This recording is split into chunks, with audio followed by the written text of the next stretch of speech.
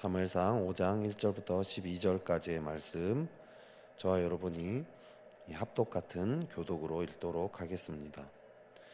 블레셋 사람들이 하나님의 궤를 빼앗아 가지고 에베네셀에서부터 아스돗에 이르니라. 블레셋 사람들이 하나님의 궤를 가지고 다곤의 신전에 들어가서 다곤 곁에 두었더니 아스돗 사람들이 이튿날 일찍이 일어나 본즉 다곤이 여호와의 궤 앞에서 엎드려져 그 얼굴이 땅에 닿았는지라. 그들이 다곤을 일으켜 다시 그 자리에 세웠더니 그 이튿날 아침에 그들이 일찍이 일어나 본즉 다곤이 여호와의 궤 앞에서 또다시 엎드려져 얼굴이 땅에 닿았고 그 머리와 두 손목은 끊어져 문지방에 있고 다곤의 몸뚱이만 남았더라. 그러므로 다곤의 제사장들이나 다곤의 신전에 들어가는 자는 오늘까지 아스돗에 있는 다곤의 문지방을 밟지 아니하더라. 여호와의 손이 아스돗 사람에게 엄중히 더하사 독한 종기의 재앙으로 아스돗과 그 지역을 쳐서 망하게 하니 아스돗 사람들이 이를 보고 이르되 이스라엘 신의 궤를 우리와 함께 있지 못하게 할지라. 그의 손이 우리와 우리 신 다곤을 친다 하고 이에 사람을 보내어 블레셋 사람들의 모든 방백을 모으고 이르되 우리가 이스라엘 신의 궤를 어찌하려 하니 그들이 대답하되 이스라엘 신의 궤를 가드로 옮겨가라 하므로 이스라엘 신의 궤를 옮겨 갔더니 그것을 옮겨간 후에 여호와의 손이 심히 큰 환란을 그 성읍에 더하사 성읍 사람들의 작은 자와 큰 자를 다 쳐서 독한 종기가 나게 하신지라. 이에 그들이 하나님의 궤를 에그론으로 보내니라. 하나님의 궤가 에그론에 이른즉 에그론 사람이 부르짖어 이르되 그들이 이스라엘 신의 궤를 우리에게로 가져다가 우리와 우리 백성을 죽이려 한다 하고 이에 사람을 보내어 블레셋 모든 방백을 모으고 이르되 이스라엘 신의 궤를 보내어 그 있던 곳으로 돌아가게 하고 우리와 우리 백성이 죽임 당함을 면하게 하자 하니 이는 온 성읍이 사망의 환란을 당함이라. 거기서 하나님의 손이 엄중하심으로 죽지 아니한 사람들은 독한 종기로 치심을 당해 성읍의 부르짖음이 하늘에 사무쳤더라. 아멘. 네, 오늘 본문에서 주인공은 언약궤입니다. 근데 이 본문의 시작이 이 언약궤를 빼앗겼다라는 것에서부터 시작이 됩니다. 우리 1절을 같이 한번 읽어볼까요? 같이 읽어보겠습니다. 시작. 블레셋 사람들이 하나님의 궤를 빼앗아 가지고 에베네셀에서부터 아스돗에 이르니라. 아멘. 이 블레셋 사람들이 하나님의 궤를 빼앗아 가지고라고 이야기를 합니다. 지금 이 이스라엘이 이 언약궤를 빼앗긴 거죠. 이 이야기는요, 바로 앞 구절인 4장 21절 22절에서도 반복해서 하고 있습니다.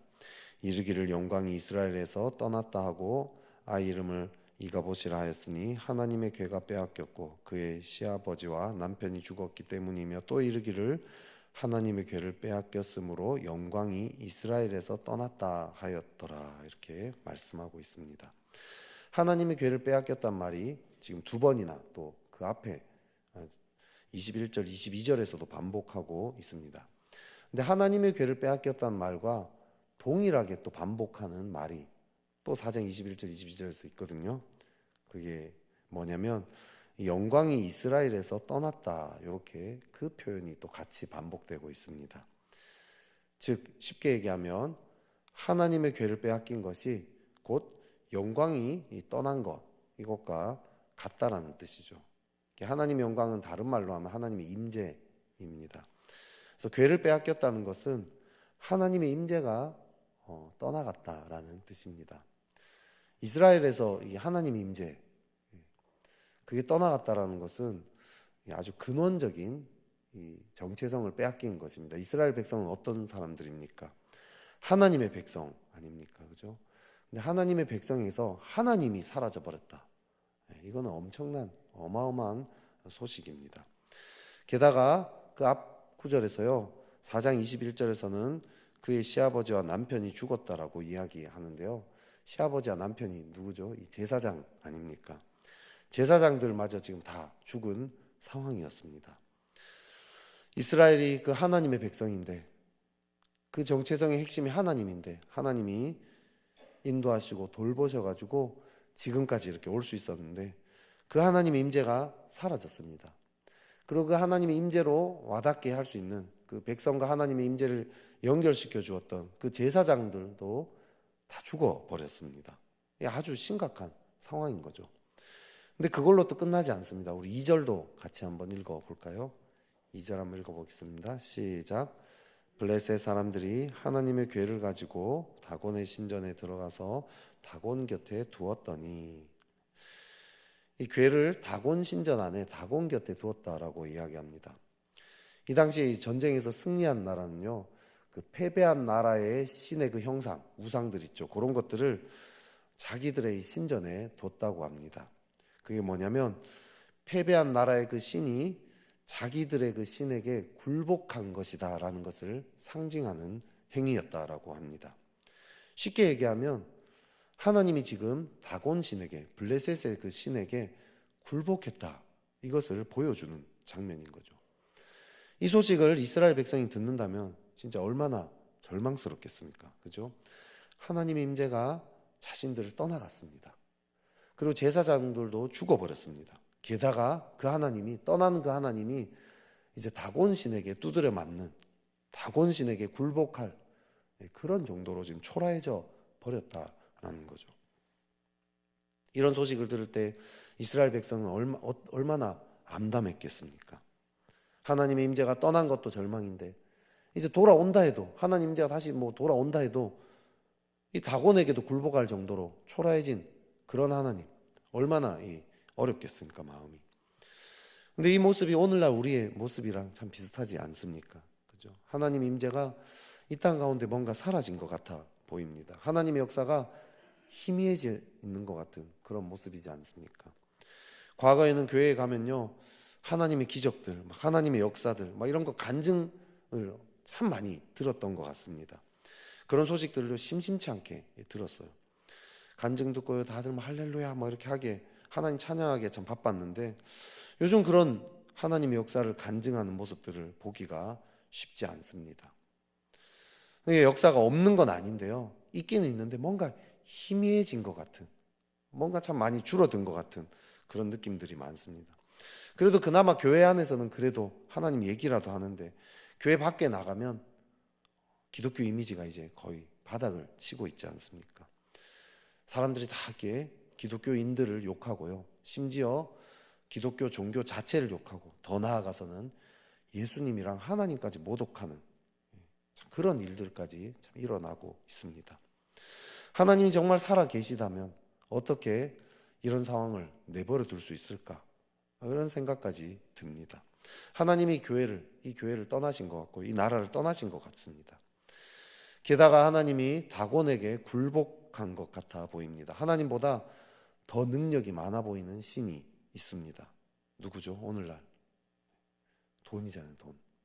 하나님보다 돈이 훨씬 더 능력이 있어 보입니다.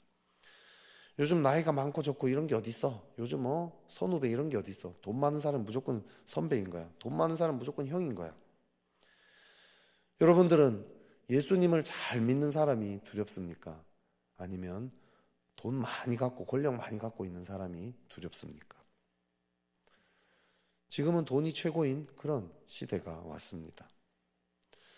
그런데요, 이스라엘에서 하나님의 임재가 떠나고 또 하나님이 다곤에게 굴복한 것 같아 보이는 이 모습을 보인 근원적인 이유는 무엇입니까?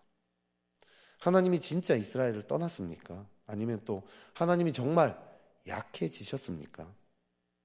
아니죠. 하나님이 이스라엘을 떠나지 않았습니다. 이스라엘이 타락해서 스스로 하나님을 떠났을 뿐이라는 거죠. 절망해야 할 이유는 하나님이 이스라엘을 떠났거나 하나님이 힘을 잃어버렸기 때문이 아닙니다. 하나님은 여전히 이스라엘과 함께 하시죠. 하나님은 여전히 전능하신 분이십니다. 하나님은 절대로 변하지 않습니다. 태초부터 지금까지 조금도 변한 적이 없습니다. 문제는 이스라엘 백성이 타락했고 이들을 이끌어야 할 제사장들, 리더십들이 타락했기 때문이라는 거죠. 그래서 하나님을 스스로 떠났기 때문입니다. 누군가는 하나님의 이름을 부르고 하나님을 찾고 구해야 하는데 하나님의 이름을 아무도 부르지 않고 있습니다. 이 제사장들마저 타락한 모습을 보여줬죠. 한국 교회도 비슷하죠. 많은 하나님을 믿는다고 하는 많은 교인들이 하나님의 이름을 불러야 되는데 하나님의 이름을 부르기보다는 돈 문제, 섹스 문제 이런 걸로 다 넘어집니다. 사역자들도, 제사장격인 이 사역자들도요, 예외가 아니죠. 계속 안 좋은 소식들이 우리 귀에 들립니다. 우리 귀에 들리는 소식이 이 정도면요, 귀에 들리지 않는 소식은 말할 수 없이 많다는 거죠. 이런 상황이라면 사실 소망이 없는 것 아닙니까? 거룩하신 하나님은 거룩하기 때문에 이 거룩한 자들을 통해서 일하시는데 다들 타락해 있다라면 그러면 소망이 없는 거잖아요. 그런데 오늘 이 3절부터 역전이 일어나기 시작합니다. 우리 3, 4절 같이 한번 읽어볼까요? 같이 한번 읽어보겠습니다. 시작. 아스도 사람들이 이튿날 일찍이 일어나 본즉 다곤이 여호와의 궤 앞에서 엎드려져 그 얼굴이 땅에 닿았는지라. 그들이 다곤을 일으켜 다시 그 자리에 세웠더니 그 이튿날 아침에 그들이 일찍이 일어나 본즉 다곤이 여호와의 궤 앞에서 또다시 엎드려져 얼굴이 땅에 닿았고 그 머리와 두 손목은 끊어져 문지방에 있고 다곤의 몸뚱이만 남았더라. 다곤이 궤 앞에 엎드려졌습니다. 그래서 이렇게 세웠더니 그 다음날 또 똑같이 그렇게 되어 있었습니다. 심지어 그 머리와 두 손목이 끊어졌다라고 이야기합니다. 이 엎드려져 그 얼굴이 땅에 닿았다라고 성경 기자가 표현했는데요, 이 히브리어 원어는요, 항복하다 이런 의미가 있다고 합니다. 그 의미로도 사용되는 히브리 원어라고 합니다. 여호와를 다곤에게 굴복시키려고 그래서 궤를 다곤 신전에 넣었는데 오히려 하나님이 지금 다곤을 굴복시키고 항복을 받아냈다라는 거죠. 머리와 손목이 끊어진 거는요, 이 형벌을 상징합니다. 다곤이 하나님께 지금 형벌을 받았다라는 거죠. 여러분, 근데 이 일은 어떻게 일어난 거죠? 이스라엘 백성이 누가 몰래 밤에 와가지고 이렇게 한 건가요? 아니잖아요. 그냥 일어난 일이에요. 하나님이 그냥 하신 일입니다. 이들은요, 참 웃긴 거는요, 그러고 난 다음에 이들이 이 아스도스에 있는 다곤의 문지방을 밟지 않았다라고 합니다. 문지방을 밟는 거는요, 그 문지방에 있는 영혼이나 신의 머리를 밟는 것과 같은 걸로 여겨졌다고 합니다. 그래서 그런 걸로 인해서 이 저주를 받게 된다라고 생각을 했다는 거죠. 근데 지금 이 다곤이 하나님 앞에 무력한 모습을 보였잖아요. 그런데도 이 지금 블레셋 사람들은 이 다곤을 되게 신성히 여겨가지고 문지방을 밟지 않았다라고 이야기합니다. 이건요, 성경 기자가 조롱하고 있는 거예요. 문지방을 밟지 않았다는 거. 다곤이 이렇게 무력한 모습을 보여줬는데도 여전히 이 사람들은 그걸 믿고 있다고. 지금 우리나라도 우리 많은 사람들이요, 돈이나 권력이나 이런 것들의 무력함들을요, 사실은 실상은 많이 보고 있잖아요. 그런데도 여전히 그것을 신성히 여기고 그것들을 계속 따르고 있는 거죠. 지금 성경 기자는요, 그런 블레셋 족속을 조롱하는 모습을 보여주고 있습니다. 과거에요, 제가 이 선교 관련해서 이 강의를 들었는데요, 그때 아주 중요한 명제, 선교에서 핵심적인 명제 하나를 배웠습니다. 그건 뭐냐면, 하나님은 자신의 영광을 위해서 스스로 일하시는 분이시다. 하나님은 자신의 영광을 위해서 스스로 일하시는 분이시다. 이건요, 성경 전체에서 나타나는 핵심적인 진리입니다. 하나님은 가만히 계시는 분이 아니라는 거죠. 하나님의 영광을 위해서 반드시 일하시는 분이십니다. 이것은요, 그냥 하나님의 근원적인 성품입니다. 이건 뭔가 막을 수 있는 이런 게 아니라는 거죠. 이것은요, 그렇기 때문에 어떤 것도 이 하나님의 이 성품을 막을 수 없습니다. 인간이 하나님을 무시하고 방해하고 심지어 하나님을 믿는다고 하는 자들이 타락해서 제 마음대로 산다 할지라도 하나님의 역사를 막을 수는 없다는 거죠. 하나님은 스스로 그 영광을 나타내시는 분이십니다. 이후에 어떤 일들이 벌어집니까? 아스돗 지역에 독한 종기에 재앙이 나타납니다. 아스돗이 망해버려요. 그래서 이 사람들이 언약궤를요, 가드 지방으로 옮깁니다. 가드에서도 또 독한 종기가 일어나서 막 재앙이 나타납니다. 에그론으로 보냅니다. 또 에그론에서도 여전히 심각한 심판이 나타나는 거죠. 블레셋 사람들은 왜 가드에서 에그론으로 이렇게 심판이 있는 걸 알면은 움츠려야 되는데 왜 또 보내고 이런 짓을 했을까요? 그 당시 아스돗, 가드, 에그론은요 블레셋에서 제일 중요한 5개 도시 중에 세 군데입니다. 가장 왕성했던 도시입니다. 이 사람들은요 하나님을요 그냥 그 지역을 주관하는 아스돗 정도를 장악할 수 있는 그런 신 정도, 우리 아스돗에 있는 신이 조금 약해서 하나님보다 그 지역에는 조금 약해서 이제 그런 거다, 이렇게 여겼던 거죠. 그래서 아스돗에서 다곤을 무너뜨리고 독한 종기로 재앙을 쳤을지 모르지만 가드나 에그론에 가면 그 지역의 그 신들이 더 강할 거라고 믿었던 거죠. 강한 도시의 신, 그 왕성했던 도시의 신이라면, 우리를 이렇게 번영케 한 신이라면 하나님 정도는 물리칠 수 있을 거라고 생각했던 거죠. 근데 결국 어떻게 됐죠? 블레셋 족속들이요 무엇을 믿었던지 간에 완전히 다 깨뜨려 버린 거죠. 언약궤가 있는 곳에는요 다 놀라운 일들이 일어났습니다. 이 재앙은요 단순한 심판이 아닙니다. 어찌 보면 하나님이 좀 잔인해 보여요. 그죠? 하나님의 영광을 나타내려고 수많은 사람들을 심판한다면 너무한 거 아닌가 싶습니다. 이건요 블레셋의 잘못된 믿음을 다 깨뜨리는 영적인 전쟁이었던 것입니다. 이들은요 자신들의 신이 강력하다고 믿었고요, 블레셋 신들을요 아주 음란하게 섬겨온 자들이었습니다. 다곤을 믿었고요, 아스돗과 가드, 에그론의 신들을 믿었습니다. 근데 하나님은, 하나님의 그 임재가 나타나니까 어떤 일들이 일어났습니까?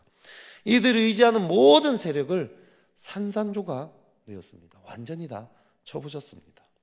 이 믿음이 완전히 무너질 때까지 계속해서 하나님은 일하셨다는 거죠.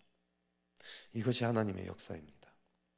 하나님은 자신의 영광을 위해서 스스로 일하십니다. 이스라엘에서 하나님이 떠난 것 같아 보였지만 아니에요. 하나님은 여전히 생생히 살아계시고 지금도 역사하시는 분이십니다. 하나님은 죽은 하나님이 아니라는 거죠. 이스라엘에서 임재가 떠나 이스라엘 백성이 아무리 타락하고 제 마음대로 행동한다 할지, 하나님을 믿는다라는 그 사람들이 제 멋대로 행동하더라도 하나님은 가만히 계시는 분이 아니십니다. 하나님은 살아서 이 세상에 가지고 있는 잘못된 믿음들, 잘못된 생각들, 이 모든 것들을 철저하게 무너뜨리고 깨뜨리시며 역사하십니다. 이 시대는요 하나님의 능력이 희미해진 것 같아 보입니다. 돈이 하나님보다 더 능력이 있어 보입니다. 심지어 믿는 자들도요 지금 이 시대에 다 이렇게 많이 무너지고 영적으로 힘을 잃어버려서 승리보다는 무기력한 삶을 살아가는 것 같아 보입니다. 더 나아가서요 이 믿는 자들조차도 돈, 섹스, 권력 이런 것들에 타락한 모습들을 계속해서 보이고 있습니다. 그럼에도 불구하고 진심으로 회개하지 않는 그런 모습들 다 그냥 쉬쉬 감추고, 이 돈으로, 권력으로, 섹스로 무너진 자들이 여전히 교회에서 직분을 담당하고 있고요, 자신들이 별 문제 없는 것처럼 그렇게 살아가는 모습들을 보고 있습니다. 심지어 제사장인 이 사역자들의 타락 소식도 심심찮게 듣습니다. 사역자들이 타락하고요, 그 교회에서요 그 사실을 알고도 감추고 회개하지 않고, 오히려 그런 자들이 1년도 안 돼서 또다시 나타나서 또 교회를 개척하고 이런 정말 말도 안 되는 일들이 일어나고 있습니다. 하지만 우리는요 절망할 필요가 없습니다. 하나님은 여전히 살아계십니다. 하나님은 변치 않으십니다. 하나님의 영광을 위해서요 스스로 일하시는 분이십니다. 그 하나님 임재는요 우리의 잘못된 믿음들을요 결국에는 다 깨뜨려 버리십니다. 완전히 다 산산조각 내십니다. 그래서 결론은 우리 모두가 하나님께로 돌아오도록 신실하게 역사하신다라는 거죠. 지금도요 주변에 눈을 떠서 잘 살펴보면요 우리가 돈이라든지 이런 것들에 자꾸 이렇게 그게 대단한 것처럼 여겨서 그렇지, 사실 정말 믿음의 눈을 들고요, 그리고 있는 그대로 실상을 그대로 살펴보면요 하나님의 그 역사들이 여전히 나타나고 있습니다. 자신들이 믿어왔던 그 돈, 학력, 권력, 건강, 그 왜곡된 다른 종교들, 이런 것들 믿어왔던 그것들이 무너지는 것들 여러분들 주변에서 보지 않습니까? 돈 믿어왔던 사람이 돈 때문에 망하고요, 자기 건강하다고 자신 있었던 사람이 어느 날 순식간에 무너지기도 합니다. 권력을 쥐고 있었던 사람들이 순식간에 무너지는 모습들 우리는 많이 보지 않습니까? 이슬람에서는 어떤 일들도 일어납니까? 아무도 복음을 전하는 사람이 없으니까 하나님이 그냥 꿈에서 나타나서 하루 만에 하룻밤 사이에 그렇게 이슬람에 신실했던 사람이 하나님께로 돌아오는 그런 일들이 심심찮게 일어난다라고 합니다. 하나님은요, 지금도요, 하나님의 영광을 위해서요, 계속해서 일하고 계십니다. 하나님의 임재는요, 그리하여 결국은 모든 사람들을 하나님께로 이끌어 가시는 거죠. 이 하나님을 신뢰함으로 우리는요, 절망하지 않고 승리의 삶을 살아갈 수 있습니다. 여전히 변치 않으시는 하나님을 바라봅시다. 이 1907년에 이 한국에 대부흥을 일으키셨던 그 하나님, 그분은요, 지금도 동일하게 이 땅 가운데 역사하고 계십니다.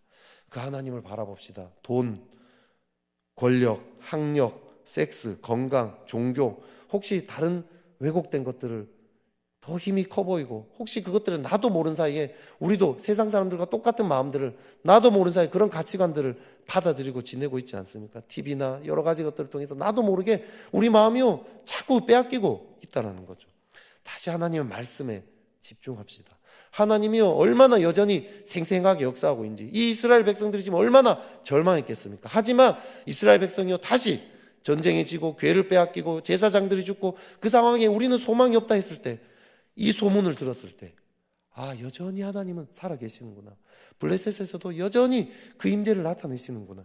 이 모든 잘못된 것들을 다 깨뜨리시는구나. 그래서 모두를 결국은 하나님께로 돌아오게 하시는구나. 하나님의 영광을 위해서 스스로 일하시는 분이시구나.